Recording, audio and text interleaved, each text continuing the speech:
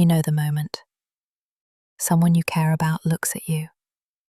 Not with anger, not with rage, but with quiet disappointment.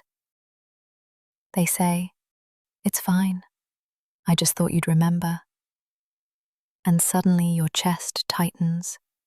You feel like you've done something wrong, but you're not sure what. Guilt doesn't shout. It doesn't demand. It whispers and convinces. Guilt is one of the most powerful emotional forces we experience. It can pull us toward kindness, accountability, growth. But it can also be used deliberately to control us. Sometimes guilt doesn't rise from within, it's handed to us. And the people giving it, they know exactly what they're doing. To understand how guilt becomes a weapon, we first have to understand what it really is. Guilt is often described as the emotional signal that tells us we've done something wrong. But more precisely, it's a social emotion. It emerges from our connection to others, a kind of moral feedback system. We feel guilt when we believe we've broken a rule. Not always a law, but a social expectation. And here's the catch. That expectation doesn't have to be fair, or even real. It only has to feel like it is. Neuroscience shows that guilt activates regions of the brain tied to self-reflection and social reasoning, especially the prefrontal cortex. It pulls us into thought loops. What did I do? How did I make them feel? What should I do now? In a healthy relationship, guilt prompts repair. You forget a birthday. You apologize. You make it right. That's empathy in action. But in unhealthy dynamics, guilt becomes detached from wrongdoing. You start apologizing just to keep the peace. You change your behavior, not because it feels right, but because it feels safer.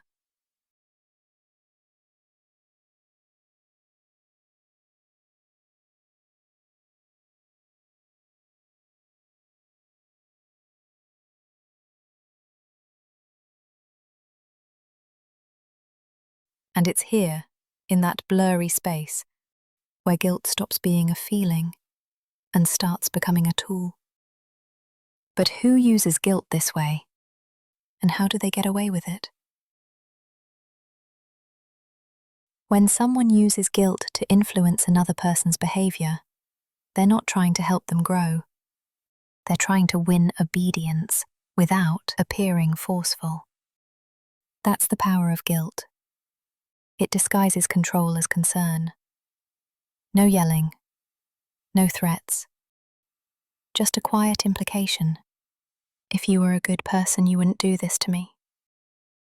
Psychologists call this emotional coercion, a subtle form of manipulation that turns your empathy against you. Instead of acting on your own values, you act to avoid disapproval, disappointment, or withdrawal. Common phrases signal it clearly. After everything I've done for you, I guess I care more than you do. Fine, do whatever you want. You're being selfish, but that's nothing new. It's rarely what's said. It's the undertone. You're made to feel responsible for their emotions. If you assert yourself, they're sad. If you disagree, they're hurt. And so you change. Not because you believe you're wrong, but because the guilt is unbearable.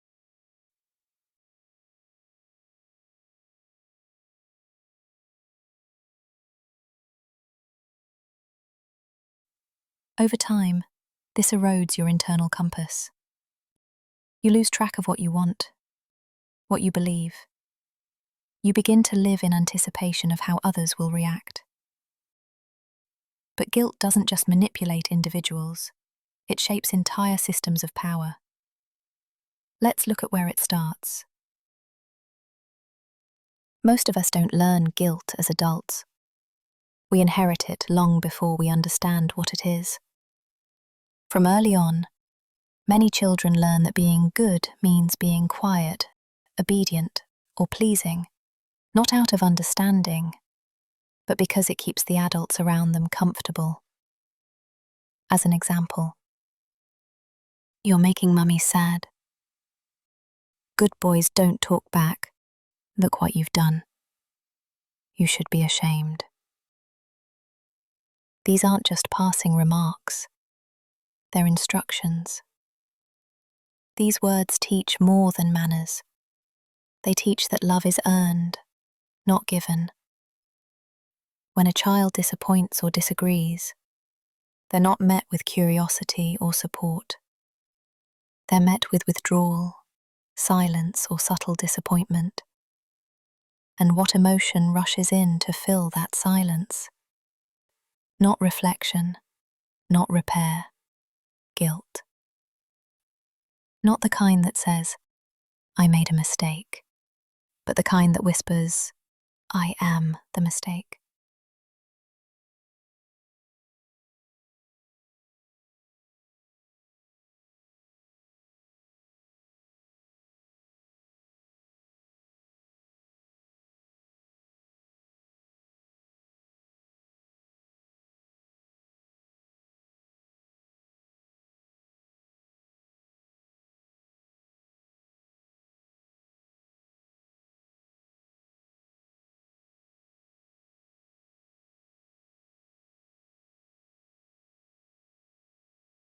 Over time, this guilt becomes internalized. By adulthood, it no longer needs an external voice. You start policing yourself, second-guessing your needs, your tone, your wants, because the idea of being bad still terrifies you.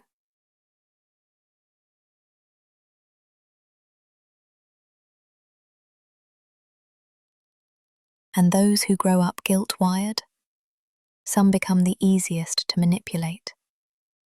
Others, the most skilled at using guilt themselves. Two sides of the same wound. Let's look at how. Some manipulators don't consciously plan to make others feel guilty. They simply repeat what they've seen. They learn to speak guilt fluently because it once meant love, safety, approval. Over time, they discover that controlling other people's guilt feels safer than sitting with their own. Guilt becomes currency, traded, spent, saved, in a subtle economy of closeness and control. Eventually, it becomes hard to tell the difference between emotional safety and emotional leverage, between being loved and being obeyed. But guilt has its limits. What happens when people stop responding and guilt stops working? For those who use guilt to get closeness, the system usually works. Until it doesn't. At some point, the people around them start to notice the pattern. They realize they're always the ones bending, apologizing, shrinking. And then something shifts. They stop playing along. At first, this change feels confusing, even threatening. The manipulator senses a loss of control, but doesn't know how to respond directly. So they double down. More sighs, more silence, more, "It's fine, forget it." But the guilt doesn't land. The reaction doesn't come. And beneath the frustration is something deeper. Fear. Because when guilt no longer controls others, the manipulator is left alone with the feelings they've been avoiding. And those feelings aren't just uncomfortable, they're unbearable. Shame, rejection, powerlessness. This moment becomes a psychological crossroads. Some people lash out, growing more passive-aggressive or emotionally erratic. Others withdraw entirely, hoping absence will restore influence. But the rarest, most courageous response: self-awareness.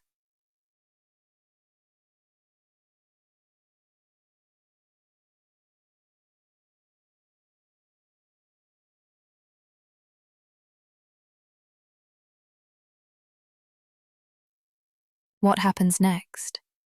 If guilt is no longer in control, what takes its place? Guilt thrives in silence, in half-truths, in relationships where saying how you really feel feels dangerous. So the first break in the cycle isn't confrontation, it's clarity. To notice the moment your stomach tightens. To ask yourself, am I actually wrong or just afraid I've let them down? Because guilt that's been weaponized rarely sounds like blame. It sounds like love, like duty, like doing the right thing. But love doesn't need to be earned through obedience. And being a good person doesn't mean feeling bad all the time. Breaking free from guilt manipulation often means disappointing people who've come to expect your compliance. It means setting boundaries that sound, to them, like betrayal. But they're not. They're a reclaiming of your own internal compass. A return to acting from values, not fear. You won't unlearn this overnight. You might still apologize when you didn't need to. You might still feel heavy after saying no. But slowly, guilt loses its grip. Because real closeness isn't built on guilt. It's built on truth. And you don't have to shrink to be loved.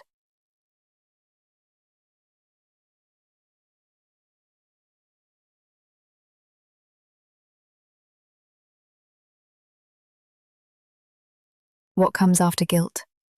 To move past guilt as a weapon, for both the giver and the receiver, we have to learn what healthy accountability really looks like.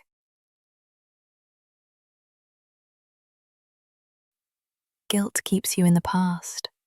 Accountability moves you forward. One keeps us stuck in self-blame. The other leads us toward growth. To move beyond the manipulation of guilt, whether we've been on the receiving end or found ourselves using it, we need to reframe what repair looks like. It's not about appeasing others to keep the peace. It's about facing discomfort honestly and choosing action over control.